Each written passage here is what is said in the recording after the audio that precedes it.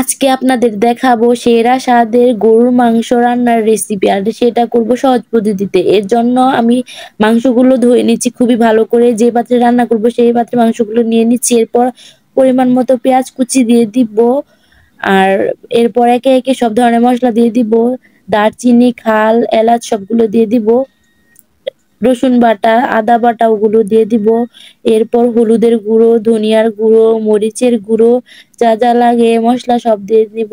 আর এখানে স্পেশাল একটা জিনিস দিলে আরো বেশি মজা লাগে, সেটা হচ্ছে গরুর মাংসের মশলা কিনতে পাওয়া যায়, সেটা আপনারা ইউজ করতে পারেন, না ইউজ করলেও চলে, তবে ইউজ করলে আর একটু বেশি মজা লাগে। এখানে লং দিয়ে দিব, লবণও দিয়ে দিব, একটু আর কি লবণ দিয়ে দিচ্ছি। এই যে তেল, তেল দিয়ে দেবো পরিমাণ মতো। এখন সবগুলো একসাথে মিক্সড করে মাখায়া ফেলবো। এখানে যত ভালো করে মাখাবেন তত বেশি স্বাদ হবে। অনেক ভালো করে, অনেক সুন্দর করে মাখায় নিতে হবে।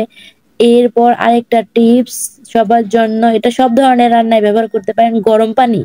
গরম পানি সব ধরনের রান্নায় ব্যবহার করলে সে রান্নার স্বাদ অনেক বেড়ে যায়। আর আমি তো সব সময় গরম পানি দিয়ে রান্না করি, কখনো গরম পানি ছাড়া আমি রান্না করতেই পারি না। এই যে আজকেও আমি গরম পানি দিয়ে নিচ্ছি। আর গরম পানি দিলে না তরকারিটা একটু আলাদা স্বাদ আসে, তাড়াতাড়ি তরকারিটা হয়ে যায়। আর এই মাংসটা বারবার পানি দিয়ে কষায় নিবেন। প্রথমে একবার পানি দিবেন, সেটা কষানোর পর শুকায় গেলে আবারই পানি দিবেন, আবারই কষাইবেন। যত ভালো করে কষাবেন, ৪-৫ বার করে কষাবেন। আর এটা সময় নিয়ে রান্না করবেন। আর এখানে রান্না করতে সব সময় মিডিয়াম তাপে রান্না করবেন। হাই হিটে রান্না করলে না ঝোল শুকায় যায়, কিন্তু গোশত সিদ্ধ হয় না। যেকোনো ধরেন তরকারি রান্না করতে গেলেও যদি হাই হিটে রান্না করেন তাহলে হয় না, তাহলে পানিটাই শুকায় যায় তরকারির। এই জন্য আস্তে ধীরে রান্না করবেন মিডিয়াম তাপে, তাহলে সিদ্ধ হবে ভালো করে, মজা হবে, কষানো হবে। কষায় মজায় রান্না করলে সেই স্বাদের রান্না হয়, বুঝছেন? এই যে দেখছেন, দেখতে দেখতে আপনাদের সাথে কথা বলতে বলতে আমার রান্নাটা হয়ে গেছে। আর দেখছেন কত লোভনীয় হয়েছে, তাই না?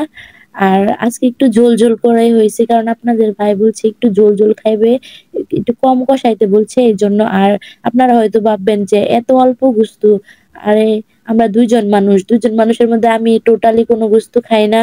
আর আপনার ভাই শুধু গোস্ত খাবে, এই জন্য তার জন্য রাঁধছি। তাও সে এক বেলা খায়, শেষ করতে পারবে না, ২-৩ বেলা খাইবে। ফ্রিজে রাইখা রাইখা জাল দিব, তো এই জন্য একটু ঝোল রাখছি। পরবর্তীতে তো আবার ফ্রিজ থেকে নামালে ঝোল শুকায় যাইবো জাল দিতে সময়, গরম করলে। এখানে আর কোনো পানি এড করবো না গরম করার জন্য, এই জন্য প্রথমে একটু ঝোল ঝোল রাখছি। এরপর আরো ২-৩ বার জাল দিতে দিতে শুকায় যাইব। আর সে হচ্ছে এমন মাংস খায় না, এই জন্য কমই দিছি। মানুষ বেশি হলে মানুষ বেশি রান্না করে, কম হলে কম রান্না করে, এটা স্বাভাবিক, এটা নিয়ে কোনো কিছু বলার কিছু নাই। এই যে দেখছেন কালারটা অনেক সুন্দর না?